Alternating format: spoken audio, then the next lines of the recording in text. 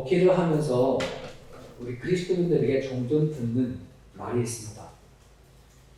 예수를 믿어도 별거 없어. 뭐 그렇게 대놓고 얘기하지 않아요. 대놓고 얘기하지 않지만 그래도 말하는 투가 약간 그런 것 같아요. 뭐 예수 믿으면 별거 뭐 있나? 뭐 이런 거죠. 그렇게 말을 하거나 또 그런 마음을 갖고 있는 사람은 둘 중에 한 사람이에요. 예수님을 믿다가 신앙생활을 되게 열심히 나름대로 해보려고 했는데 권태기 온 거예요. 그런 경우에는 그렇게 말할 수도 있죠. 그리고 애초부터 그냥 예수님 믿는 뭐 특별할 거야. 뭐 그렇게 그냥 믿고 살아가는 사람들에서 나올 법한 그런 말입니다. 혹시 여러분들이 이런 상태에 계신 분 계신가요? 그 영적인 권태가 있거나 아니면 처음부터 내가 예수 믿는 것에 대해서 뭐 그다지 기대하지 않고 신앙생활을 하는 사람들에게 나타나는 반응이죠. 이 자리에 계신 저나 여러분들이나 하나님을 알고 우리는 믿음 생활을 출발하게 되었잖아요. 그죠? 근데 여러분 재미있는 것은 이 믿음이라는 것이 신앙이라고 한다는 것이 마치 어린아이가 깐난애가 태어나서 성장하는 거와 너무 많이 닮았어요. 영적인 깐난아이 태어나자마자 우리가 예수 믿고 거듭났다는 표현은 다시 태어났던 거잖아요. 근데 영적인 깐난아이의 수준에 있는 사람이 있는 반면에 또 성장해서 유아 어린이의 신앙을 갖고 계신 분도 계시고 사춘기에 신앙을 갖고 계신 분도 계시고 어떤 분은 전성기에 포함하는 분들, 좀 전에 말했던 권태기 또는 황혼기 그런 것들이 영적 신앙 안에도 나타나거든요. 그럼 여러분들은 한번 개개인이랑 평가해 보는 거예요. 내 안에는 믿음의 여정 안에 나는 어느 정도의 자리가 있는가. 그런 것을 스스로 이렇게 나름대로 평가를 할 수 있으면 좀 나아요. 그럼 괜찮은 거예요. 하지만 애초부터 이런 게 없는 그리스도인들이 있어요.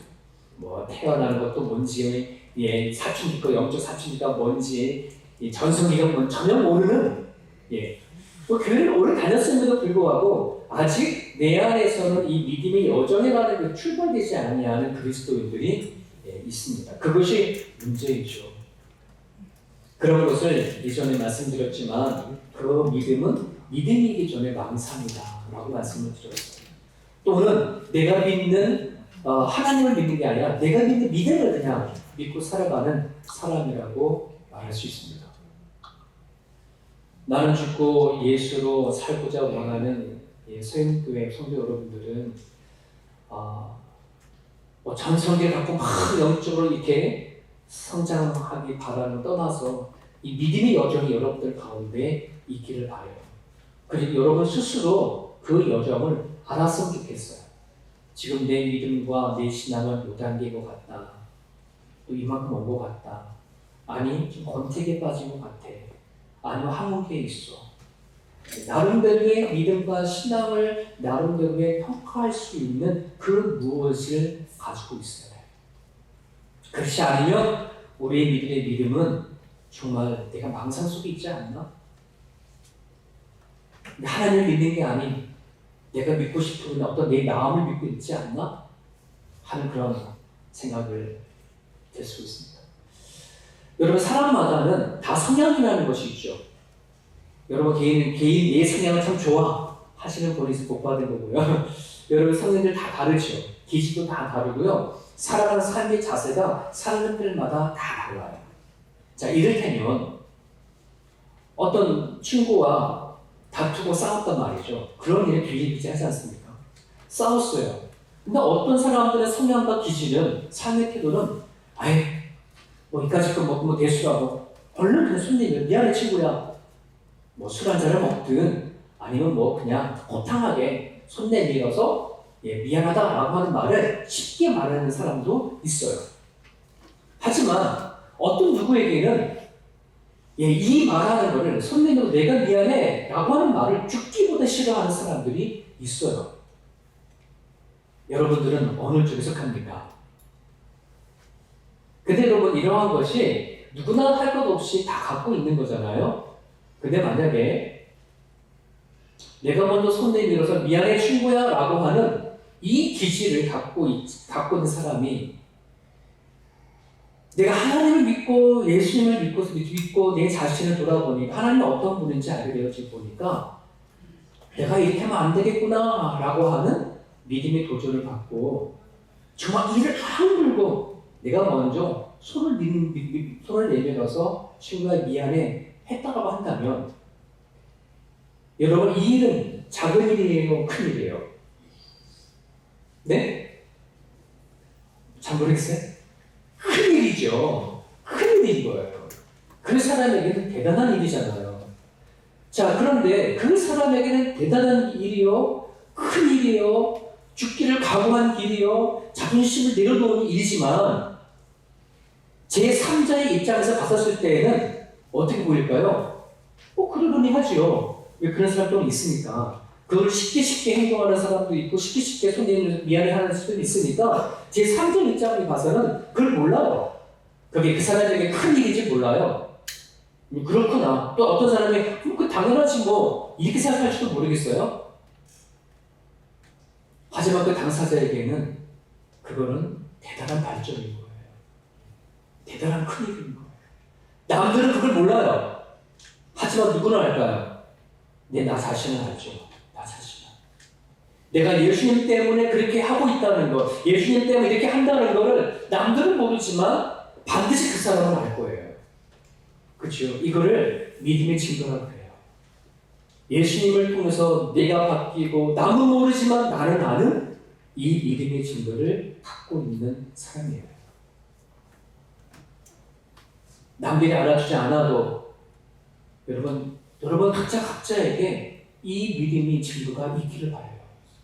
그래야 내 믿음의 여정 가운데 내가 정말 깐난 아이인지 사춘기인지 전성기인지 황혼기인지 권태기인지 내 신앙을 점검해 갈 수가 있어요. 아직 내가 그것을 못 따라간다면 내가 좀 어느 수준인지 모른다고 한다 그러면 뭐 하는 걸까요? 내 안에 믿음의 증거가 없어요.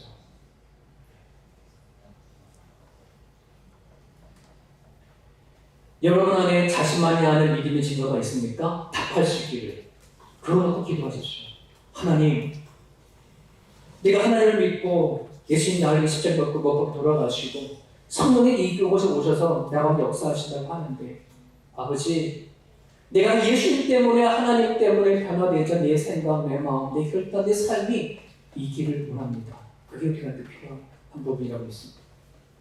오늘 말씀은 지난주에 이어서 계속 이어지는 말씀인데요. 천부장에 의해서 가까스로 목숨을 건진 이 바울이 예루살렘에서 총독 벨레스가 있는 104km 되어지는 거리를 쭉 달려나와서 5일째가 되던 해에 정식으로 유대인들이 바울을 향하여 고소고발을 합니다. 대제사장 아나니아와 장로들 이들이 변호사를 샀어요. 더돌로라 하는 사람을 사서 정식적으로 총독 벨레스에게 고소고발을 했습니다. 자, 그들이 한 고소 내용이 오늘 성경에 보면 이렇습니다. 저 바울은 전염병 같은 사람입니다. 코로나19에 걸려 나와요. 그런 존재 같죠. 확진자가 있으면 다 어떻게 되는 걸까요? 난리도 아니겠죠. 코로나 전염병 같은 그런 사람입니다. 그리고 흩어져 있는 서세가 지역 곳곳에 흩어져 있는 유대인들을 선동해가지고서는 그들로 하여금 뭔가 하려고 하는 그런 사람입니다. 나사렛 예수 이단자, 이미 처단돼서 죽은 그 이단자의 우두머리입니다. 성전을 더럽게 하려 하는 것을 잡아왔습니다. 이렇게 고발의 내용을 썼어요. 사리가 깊으시고 또 이민자의 생활을 오래 하셨던 여러분들 한번 여러분 판단해 보세요. 지금 대제사장을 중심으로 한 이 고소 고발의 내용이 고소 가능한 내용인가요? 네, 고소할 만한 것이 있어요? 네? 감사합니다. 네, 감사합니다. 이렇게 말해 주셔서. 네, 없어요. 네, 없어요. 만약에 증거라도 있다면, 예를 들면 정말 바울이 사람들을 선동해가지고서는 뭔가 역적을 하거나 뭔가 쿠데타를 일으키려고 하는 그 정황과 증인들이 있으면 그건 고소고발할 수 있다고 치지만 나머지는 다 뭐예요? 고소할 수 있는 내용들이 아니에요. 여러분 지나가다 저 사람 정말 나한테 경량병한 것 같아 라고 한다고 그걸 고소할 수 있을까요? 성전을 돌이킨 것도 아니야. 더럽히려고 합니다 라고 추정을 가지고 고발할 수 있을까요? 고발할 수 없는 거예요. 그럼에도 불구하고 이들은 그것을 가지고 바울을 고소고발을 했어요. 뭔가 있는 거죠. 예. 바울에 대한 불편함이 뭔가 있는 거예요.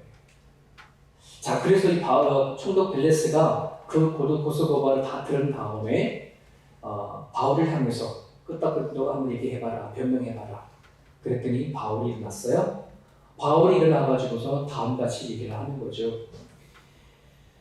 난 예루살렘에 온 지가 12일째 되어지는데 내가 예루살렘에 12일 동안 어떻게 사람들을 선동을 해가지고 그렇게 했겠습니까? 만약 그렇게 했다 그러면 그 사람들이 나를 고소고발을 하든지 뭔가 증인들을 데리고 와가지고 해야 되는데 전혀 선동을 일으켰다라고 하는 그 증명을 해낼 사람을 데리고 오지 않아서 얘기를 하고 있다는 것을 얘기를 하고 있어요. 그리고 나는 저들이 말하고 있는 그 이단이라고 도를 그걸 내가 믿지만 나는 저들과 똑같이 하나님을 믿는 사람입니다. 나는 바리새인이고 그 다음에 율법과 여러 전통을 지키는 그런 사람인 것을 정확하게 드러내죠. 아니나 다를까 베드로의 권면을 통해 가지고 바울은 성전에 가가지고 결례 행사를 했어요. 나시린의 행사를 하고요. 하나님을 향한 저 제사법을 따라서 정확하게 다 했단 말이죠. 그리고 그들이 믿는 육체의 부활, 죽은 자의 부활도 나는 믿고. 그런데 그들과 다른 것이 하나가 있다면 나는 죽은 자의 부활 예수 그리스도에 대해서 전하고 뿐이다라고 하는 그 얘기를 하는 거예요. 바울의 변명을 들은 벨릭스가 어떤 판결을 내렸을까요? 성경에 보니까 그 예수님에 대한 이야기를 알았대요, 몰랐대요? 다 알고 있어요. 누구보다도 더 예수가 유대인들에게 어떠한 죽음을 당했는지 잘 알고 있는 이 벨릭스가 이 문제 때문에 지금 유대인들이 바울을 데리고 왔구나라는 걸 알아요. 그리고 나서는 이렇게 얘기를 하죠. 천부장 루시아가 다시 돌아왔을 때에 그 총무장의 모든 상황을 다 얘기할 거니까 그래 그때까지 다시 연기하자라고 해서 바울을 따로 밀지만 이미 총독 벨렉스는 바울이 죄가 없는 것을 알고 있었어요. 그런데 뒷부분 나중에 쭉 읽어보게 되면 벨렉스가 2년 동안 남는 임기 동안에 바울을 풀어주지 아니하고 감옥 속에 두죠. 근데 그 감옥은 우리가 생각하는 일반적인 그런 감옥이 아니라 얼마든지 자유롭게 왔다 갔다 해서 어떤 손만 거놓고 여기에 나가지 마라 하는 그 정도의 얘기하지 진짜 감옥은 아니었어요. 그 2년 동안 바울은 그 가이사랴의 로마인들이 살아간 그 중심적인 거기 안에서요. 당시 종교 지도자들에게 복음을 전하는 기회가 되어져서 나중에 로마인이 기독교화 될 수 있는 핵심의 일들을 거기서 하게 되어지죠. 하나님이 일하시라는 것은 되게 놀랐습니다. 아까 집사님 기도하실 때 저만 유복해달라고 하는데요. 정말 그래요. 우리에게는 실패받고 우리에게는 고통받고 우리에게는 뭔가 문제 있는 것 같아 보일지 모르지만 그 문제를 하나님께 가지고 나서 풀어갈 때에는 하나님이 다시 뒤집어지는 역사는 대단한 거예요. 그러니 여러분 걱정하지 마십시오. 어떤 문제가 있든 아직 해결해야 할 것이 해결되지 않았다 했든 그걸 가지고 하나님 앞에 나아가서 하나님 정말 일하시는지 안 하시는지 여러분들이 증거해보는, 즉 확인해보는 하나님의 도구로 삼을 수 있기를 간절히 바라요.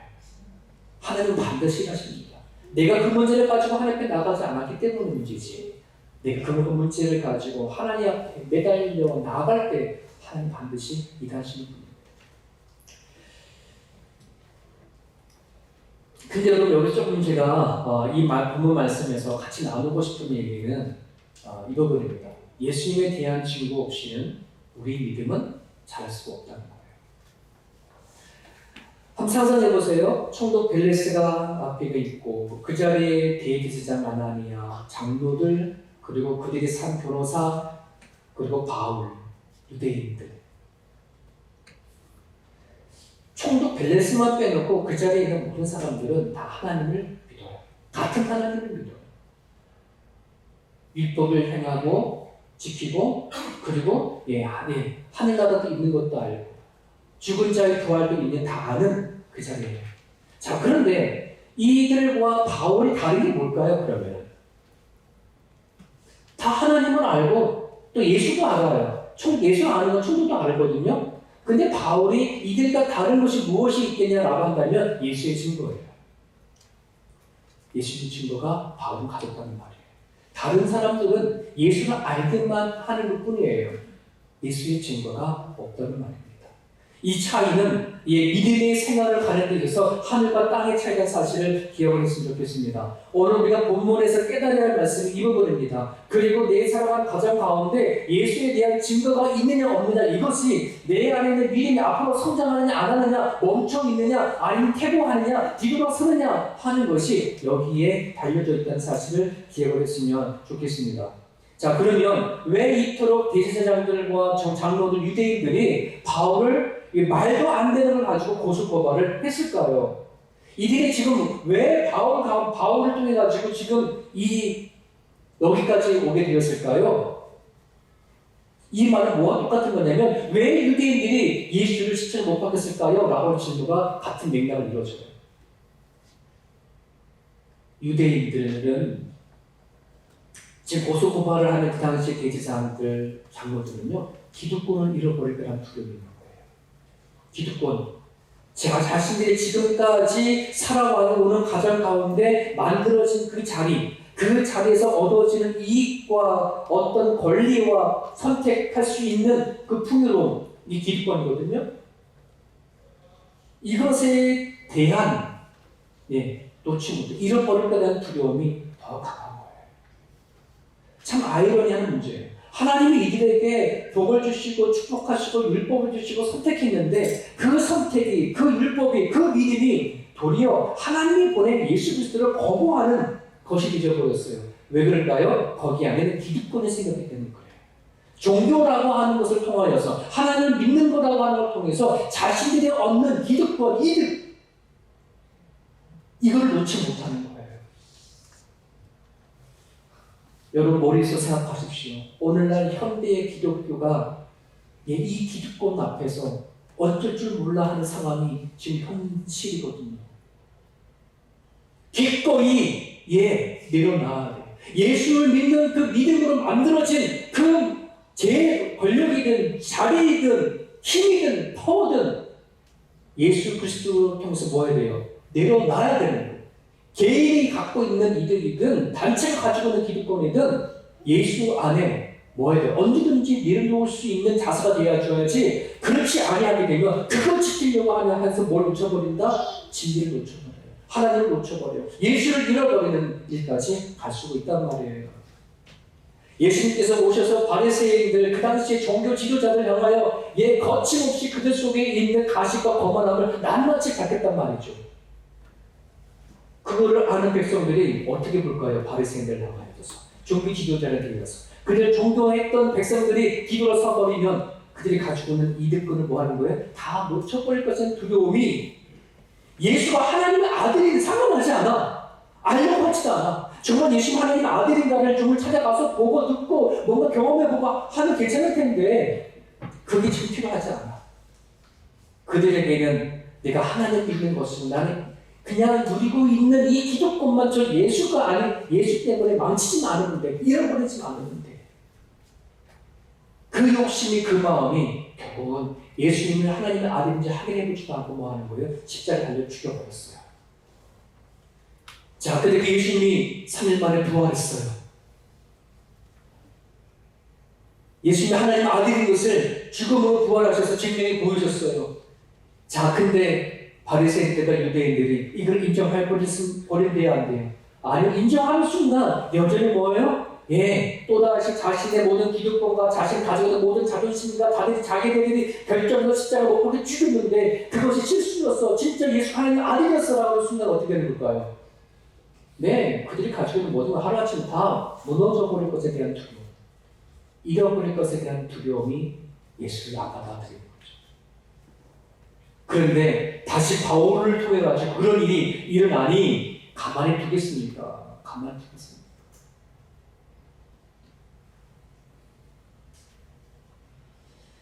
예수님에 대한 증거가 없으면 우리는 나의 기득권을 위해서 하나님을 믿을 뿐입니다.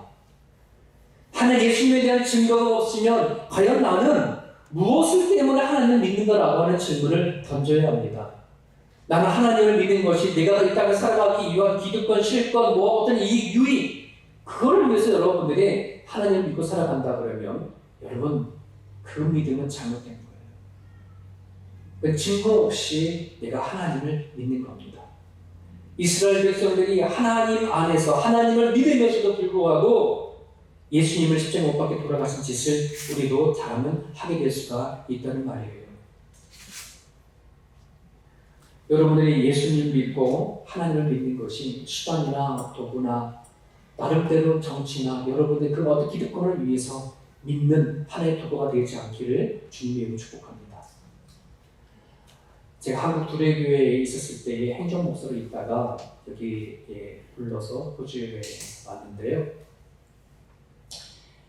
한국의 김준호 목사님이 지금 은퇴하셨지만 사역을 하셨을 때에 대형교회였어요. 4,000에서 5,000명 정도 되어지는 대형교회였는데 많은 믿음의 특히 남자들 같은 경우에 사람에게는 어디가 사람 바깥 나가서 믿음의 사람들을 만났을 때 또 누구를 만났을 때 나는 김준호 목사를 섬기고 있는 둘에게 장로야 하는 것이 그들 개인적인 안에서 좀 프라이버시였나 봐요.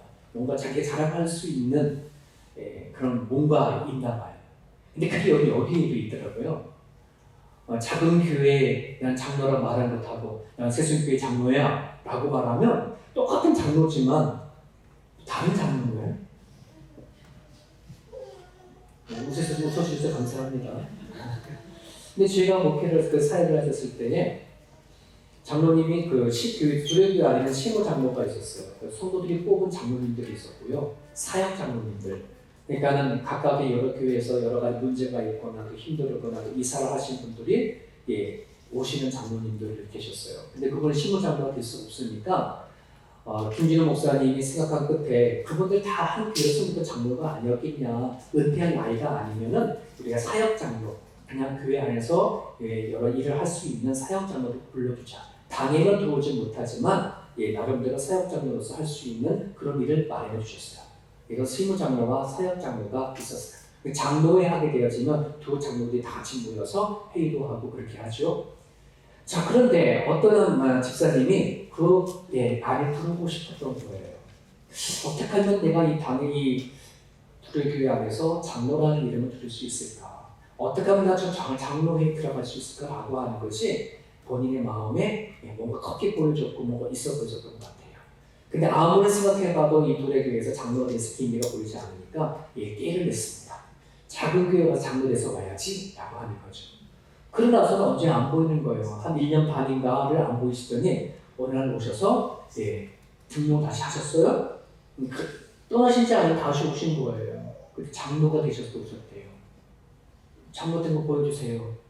우리는 확인하고 타잖아요. 수건이든 그때 사진 찍었던 거 갖고 오셨어요. 우리 행정상 어떻게 되는 거예요? 그분은 사역장로로 가는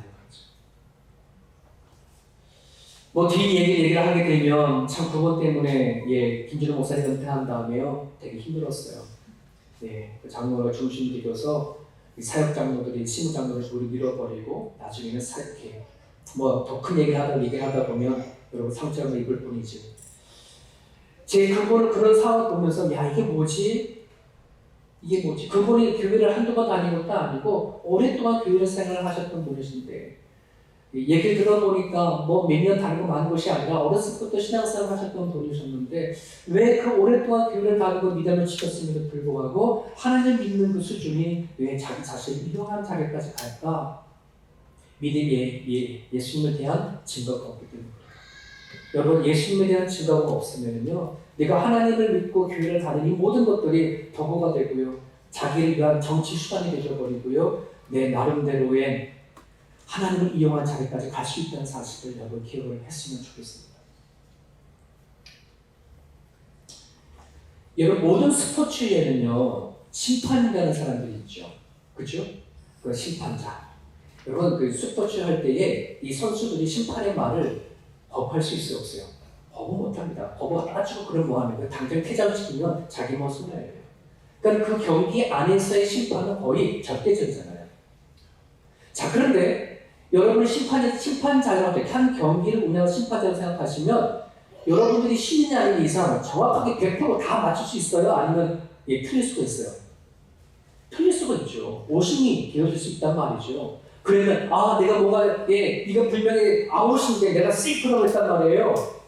그러면 옆에 와서 항의할 때 이것을 왜 아웃인데 세이프를 합니까? 그래요? 그럼 아웃 이렇게 할 수 있어요? 없어요? 안 돼요. 그러면 심판자의 뭐가 되는 거예요? 자기 먹는 모든 것이 한순간 무너져 버리는 거예요. 자기 자신의 경력과 자기 자신의 어떤 실력을 키워나가려고 하면 이거 뭐 하면 안 돼요? 번복하면 안 된단 말이죠. 번복하는 순간 자기 실력이 노출되어진다는 거니까.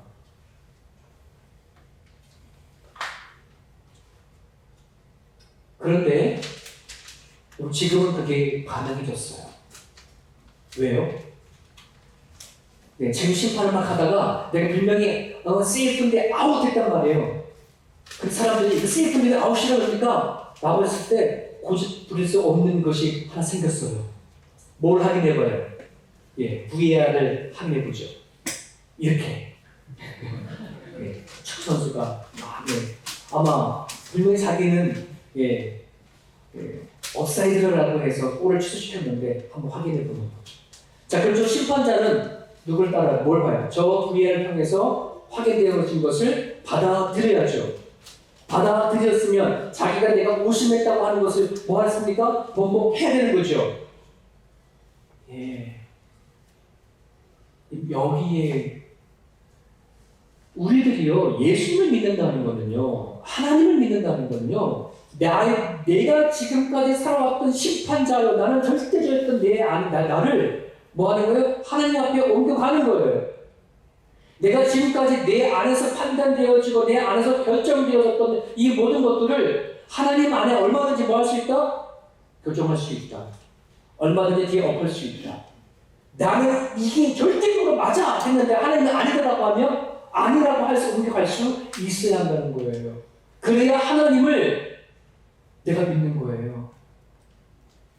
그것이 이루어지느냐라고 하는 것이 그 증거가 우리 가운데 있어야 하는 거예요. 너무 많은 그리스도인들은 하나님을 믿어요. 하나님 내 아버지요, 내 절대자요, 심판자로 하지만은요, 내가 살아 삶의 현실 속에서는 그 하나님을 인정하지 않아요. 하나님이 말씀하시는 것을 따라가지가 않아요. 여전히 내 고집과 아집이 살아간다면 내가 심판자잖아요. 내가 절대자잖아요. 어떻게 그걸 가지고 증거자가 있다고 얘기를 해요? 예수님의 우리 내 안에 증거자가 있다고 하면 어떻게 해요? 네, 맞습니다. 맞습니다. 하나님의 맞습니다. 하나님 때문에 내가 다시 얻을게요. 하나님 때문에 내가 내려놓을 거예요. 예수님 때문에 내가 포기할게요. 예수님 때문에 내가 접을게요. 이게 되어야 되는 거 아니에요? 이게 증거예요. 이게 증거예요. 말씀 같이 읽겠습니다. 시작. 또 너희가 나로 말미암아 총독들과 임금들 앞에 끌려가리니 이는 그들과 이방들에게 증거가 되게 하려 하십니다. 너희를 넘겨줄 때에 어떻게 또는 무엇을 말할까 염려하지 말라. 그때에 너희에게 할 말을 주시리니 말하는 이는 너희가 아니라 너희 속에서 말씀하시는 이 곧 너희 아버지의 성령이 이 말을 하고 싶은 거예요. 너희 마음속에서 말씀하시는 이가 네 생각이 아니라 네 말이 아니라 성령 하나님. 예수님께서 제자들을 불러서 그들 같이 말씀을 나누고 교육하고 알아듣게 하나님 나라가 뭐 다 얘기 나눈 다음에 이 제자들을 둘씩 나눠가지고 뿔뿔이 지역으로 복음을 전할 때 하셨던 말씀이에요. 너희들 지금 이렇게 하는 이유는 너희로 하여금 증거를 드러내게 하기 위해서야. 예수님의 말씀이 하나님의 말씀이 사실인 것을 너희를 통해서 드러내게 하려 하는 거야. 하는 거예요. 너희가 어디가 누구를 만나든지 무슨 말을 할까 두려워하지 마. 걱정하지 마. 너희 안에서 성령께서 말씀하실 거야. 이거거든요. 하나님이 여러분들 세상에 수많은 사람 가운데 선택해서 믿음을 주시고 예수를 알게 하시고 성령을 알게 하신 그 이유는 여러분을 통해서 뭐예요? 증거하기 위해서예요. 하나님이 나보다 위다. 내 모든 인생의 모든 결정하시는 분이 하나님이다 하는 것을 뭐 하겠다는 거예요? 증거하겠다는 거예요. 그러면 우리는 그것을 드러내야 돼요. 내 가정 안에서든 일터 안에서든 교회 안에서든 내가 만나는 사람들 안에서든 예수님이 내 안에서 말씀하시고 하나님이 내 안에서 말씀하는 소리를 듣고 내가 이걸 이렇게 생각하기를 원하지만 하나님 이게 아니라고 하면 내가 그렇게 살아가려고 하는 것을 드러내길 원하신다는 거예요. 믿으시면 안 됩니다. 여러분 속에 분명히 성령 하나님은 각자 말씀 안 하신 분이 없어요. 증거는요, 내가 방언하는 것이 증거가 아니에요. 환상을 보는 게 증거가 아니에요. 내 안에서 말씀하시는 것에 내가 민감해서 그 소리를 들으려고 하느냐, 이게 증거예요. 같이 읽어볼게요. 또 증거는 이것이니 하나님이 우리에게 영생을 주신 것과 이 생명이 그의 안에 있는 것은 자, 우리에게 증거가 있는데 하나님은 우리에게 뭘 주셨대요? 영생을 주셨대요. 죽어도 사는 생명이 우리 가운데 있다는 말입니다. 그 생명이 누굴 통해서 이루어진다고요? 예수 그리스도. 예수가 너희 가운데 있으면 영생이 있는 거예요. 그리고 그 예수로 말미암아 증거를 삼기를 살아가기 원한다는 것이죠. 여러분 오늘 이 자리에 나와서 예배드리는 거 예수님께서 하신 것, 하나님이 하신 것을 믿으시나요? 이것이 하나님 예수님께서 나에게 하신 증거라는 걸 믿으시나요? 여러분 우리는 그저 예수를 만나기 전에는 하나님을 모를 때에는 그냥 뭐 한 거예요? 내가 산 거예요. 내가 숨 쉬니까 산다고 생각하는 거예요. 그런데 이제 여러분들이 내가 아침에 깨서 일어나서 이렇게 건강하게 앞에 나오는 것도 하나님이 하신 거거든요. 예수님이 살려두셔서 내가 살보다 나구나 고백할 수 있다고 한다 그러면 여러분 앞으로는 살아가는 수많은 생각과 마음 가운데 일어나는 모든 감정들을 주님 앞에 가지고 나갈 수 있게 감기를 바랍니다. 우리는 살아가다 보면요 답답한 일도 많고요 어려운 일도 많고요 고민거리도 많고요 풀리지 않은 숙제도 있고요 말 이해되지 않고 납득되지 않는 일도 있을 때가 많아요. 그럴 때에는 믿음의 증거가 없는 사람들은 내가 가지고 있는 방법과 내가 가진 성향과 기질과 이걸 가지고 처리해 나가려고 답을 얻으려고 아둥바둥 할 때가 얼마나 많은지요. 그런데 그게 왜 우리 그리스도인에게 보이나요? 아픔이 있고 답답하고 어려움이 있으면 나의 생명을 주고 나신 하나님 앞에 뭐 해야 돼요? 엎드려 감고 찾고 나가야 되잖아요. 그것이 믿음의 증거를 갖고 살아가는 거잖아요. 그렇지 않습니까?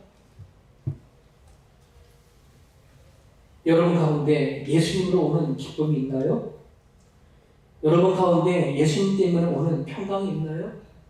내한테 아무것도 이렇지 아니하냐도 내가 생각하는 무엇대로 내가 말하는 어떤 결과물이 없다 할지라도 그냥 감사하는 그런 마음이 있나요? 여러분 그거를 아는 거는요 작은 일이 아니에요. 엄청 큰 일이에요. 엄청 놀라운 거예요. 인생 살아가는 것이 허무한가요? 재미가 없나요? 예수 안에 있잖아요. 주 안에 기쁨 있네. 주 안에 살자. 주 안에 평강 있네. 주 안에 살자. 라고 우린 찬양하잖아요. 그럼 예수가 여러분 가운데 있잖아요. 그런데 우리는 뭔가 이루어지기를 바라서 어떤 경우는 기쁨이 크고요. 뭔가 감사할 일이 있어져야만 감사하려고 하는 것들이 너무나 크고요. 어떤 두 사람이 등산을 갑니다. 한 사람은 하나님을 아는 사람이고 한 사람은 모르는 사람인데 등산을 올라가면서 하나님이 있냐 없냐 막 이렇게 해서 옥신각신 서로 간에 논쟁을 하고 얘기를 합니다. 이 자연이 하나님 만들지 않았냐라고 하는 사람이 있고 어떤 사람은 이게 뭐 하나님 만든 거냐 우연히 자연스럽게 지나다니면서 만들어진 거지 수천 년 수억 년을 걸쳐서 만들어진 거지 뭐 서로 그런 얘기를 하고 올라갑니다. 그런 가정 가운데 비가 오고 갑자기 어두워지더니 천둥을 촉수같이 오는 거예요. 앞뒤가 보이지 않는 상태의 이 두 사람들은 확 들어오면 피할 듯 찾더니 어느 동굴을 밟아 들어갔어요. 거기 들어가가지고서는 잠시 멈추는데 한 사람은 막 그러면서 위에 불안에 떨어진 거예요. 지금 길을 잃어버렸어요. 억수같이 비가 와요. 자기들이 어디까지 와 있는지 모르는 상태에 두려워하고 있는 사람이 있는 반면에 한 사람은 빗소리 좋다라고 흔히 있는 거예요. 그래서 옆에 있는 사람이 물어보죠. 아니 어떻게 이 상황 가운데에 그렇게 마음이 평안하냐고. 그때 그분이 하나님을 믿는 사람이었죠. 지금 내가 지금까지 올 때까지 하나님 있냐 없냐 그러겠잖아요. 내 안에 하나님 있는 증거가 이거입니다. 당신에게는 이 세상이 진화로 만들어졌는지 모르지만 당신에게 그 하나님 없기에 그냥 상황과 환경과 여건에 따라 두려워하세요. 나는 뭐예요? 내 안에 하나님 있는 증거가 여기 있습니다. 여러분 예수님에 대한 증거가 여러분들 가운데 있기를 바라고요. 그렇게 말할 수 있기를 간절히 바랍니다. 이것을 알아야, 이 가치가 얼마나 큰지 알아야 내 권리와 내 기득권과 내가 읽었던 그 것들을 기꺼이 내려놓을 수 있지. 예수님에 대한 증거가 없으면 내가 읽어왔던 그 모든 것들을 내려놓을 수 없고, 내가 만든 내 안에 자존심 내가 내려놓을 수도 없고, 내가 가지고 있는 모든 기득권을 포기해 나갈 수가 없다는 사실을 여러분 기억했으면 좋겠습니다. 예수님의 증거를 가질 수 있도록 여러분 기도하시길 바랍니다. 쉽습니다. 예수님을 인정하는 거예요. 내 안에 계신 것을 인정하는 거예요. 내 안에 계신 것을 받아들이는 거예요. 내 안에 계신 그 예수님을 날마다 찾는 거예요. 그럴 수 있기를 간절히 바랍니다. 기도하겠습니다. 이 시간에 기도하실 때 여러분 마음 가운데 예수 그리스도로 인한 그 증거로 마음 안에 평강이 있기를 여러분 구할 수 있기를 바랍니다. 내가 가지고 있는 기득권과 내가 가지고 있는 여러 권력들을 내가 포기하지 못하는 것이 있다면 어쩌면 예수님보다 내가 가지고 있는 생각과 판단이 더 크다고 생각하고 있기 때문일 수도 있겠습니다. 하나님이 예수님 나의 절대자입니다. 심판자입니다. 그분 앞에 여러분의 마음을 가지고 나가시길 바랍니다. 기도하겠습니다.